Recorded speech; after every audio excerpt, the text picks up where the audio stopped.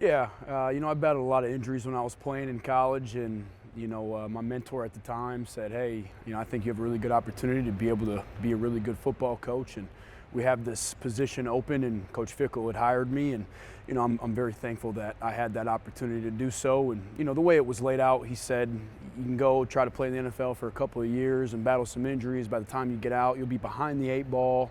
I think starting right now would be very beneficial for you in your career." When you say your mentor, you're referring to Gino? Yes. Yep. There's been a lot of talk amongst Braylon and Luke, for that matter, about this being his last year, like trying to and then going to the NFL. What do you think he needs to do to get there, and what do you think as a coach you yourself can help him with to make that happen? Yeah, I think something that we stress here is just being where your feet are, and I think no matter what he plans on doing, what we need to do as a unit is continue to find things to get better at every time we step foot on the football field. And as long as we're doing what we're supposed to do on a daily basis and we're producing, then the future of what holds for the future anyways for Braylon will pan itself out. Taking over a room that's gone through a few transitions in the last few years, just what's been the process of getting to know these guys and kind of introducing yourself and getting ready for the spring year? Yeah, you just got to find ways to build relationships and be able to connect and relate to all those guys in the room. Being able to learn how they tick, being able to learn, how they take coaching, what motivates them, what's going to make them get out of bed and be ready to go in the morning. And it's been a really fun process. And again, we're still continuing to learn. I've only been here about a month or so, I'll get a much better feel for these guys once we get going here in OTAs starting next week.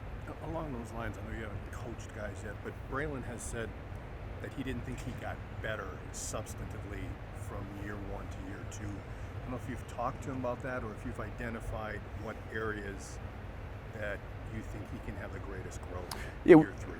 We haven't had much conversation about what's happened in the past. I want to come in here. I want to be able to push these guys on a daily basis. I want them to be the best versions of themselves day in and day out. I tell them I'm going to get the best out of you every time we step on the field. And, I dare you to be able to give me everything that you have. And I think if they do that, I think we're going to have endless opportunities. You have a really nice top two with Ches and Braylon, but do you have a sense of what you have behind them too? Yeah, I think that's what spring ball is going to be for, to be able to see who number 3 is going to be, and I think it's going to be a very good opportunity for those guys to compete against each other, and obviously Braylon and Ches pushing each other every day is going to help benefit that room as well. What do you think you have in Braylon and Ches from what you've been able to see of them with their skill set? I'm sorry, I can't hear you. What do you think you have in Braylon and Ches in terms of their skill set? And I know this is pretty early, but how would you like to utilize the two of them in terms of areas or what philosophy is with two backs like that? I think utilization right now is way too early. I think we got to be able to get through spring ball and we'll be able to reassess the situation between those two. But I see kids that are hungry to be the best that they can be. I see kids that are very competitive. I see kids that are wanting to do whatever it takes to be able to be successful and put their team in a position to be able to succeed. And, I'm really excited to be able to work with those two and those guys, the rest of the guys in the room. What did you learn at your previous stop, Youngstown, about coaching running backs, what you want to see out of coaching running backs, and what they in general need to be successful? You said who? I'm sorry. What did you learn at your previous stop about coaching backs, what you want out of them, and what those guys need to do to be successful? Well, first thing you learn how to do when, you're not a graduate assistant anymore is learn how to recruit, right? Yeah. So being able to be in that position to bring players in, to be able to develop them and, watch them have success on the field was really good. I learned that you have to set a certain standard in your room, and the standard that we have set, where I was at Youngstown, the standard that we're going to have set here is, we want to be the best unit in the country. We don't want one guy that's the best in conference, one guy that's the best in country. We want, when people talk about the running back room at Wisconsin, them to say that they have the best unit in the country overall at any position. A lot of teams probably have physically talented running backs. What separates, in your view, team A, B, C, if they all have physically talented kids, to be better or the best in the country? Two things. Number one is your mentality, and number two is your work ethic. Okay. You know, if you have a great mentality and you want to be great every time you step on the football field, and you're going to find something to get better at daily, you're going to put yourself in a good position. But, you know, if you have that work ethic and you're willing to put the work in that's required to be the best, you're going to have success. You've mentioned recruiting before. What is your message on the recruiting trail in this position, coaching running backs here, and what kind of feedback have you heard thus far from people?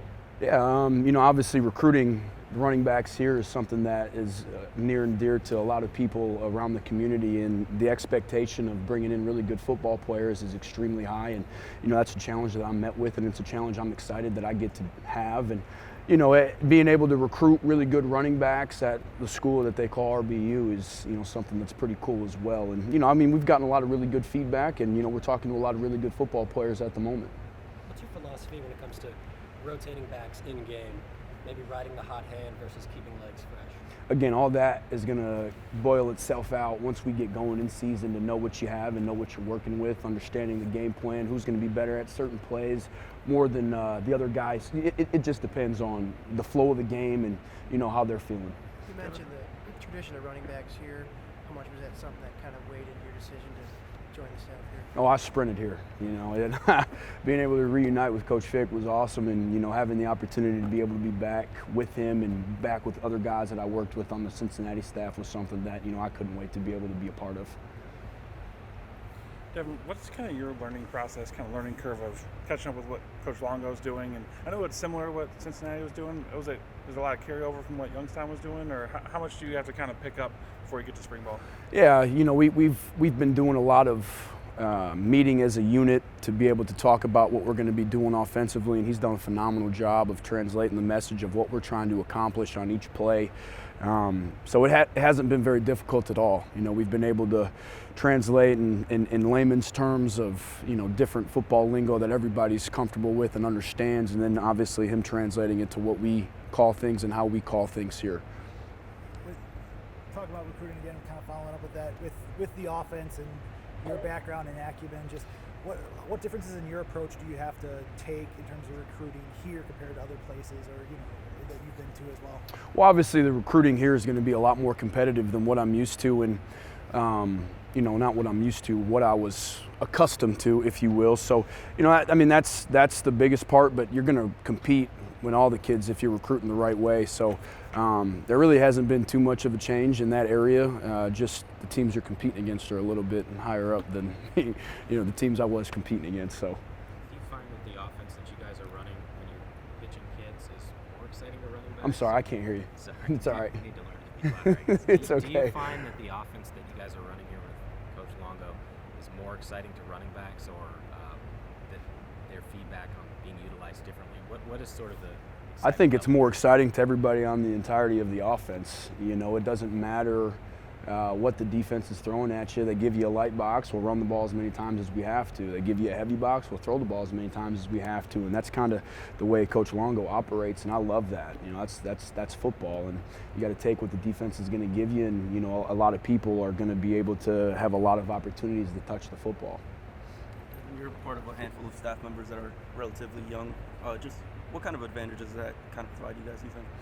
Well, I mean, I think being able to have the ability to relate to the kids, you know, I mean, I'm obviously one of the younger guys, and just being able to, you know, crack jokes with them, talk with them on a loose base, and be able to put the hat on and, you know, be businesslike. But, you know, I'm not sure how big of an advantage it is, but because obviously we have a lot of really good football coaches here that do a great job relating to their players. Is that something you try to kind of emphasize when you're talking to a recruiter or player, just maybe not talking football, just kind of just talking about whatever they're going through, whether it's class or whatnot? Absolutely, absolutely.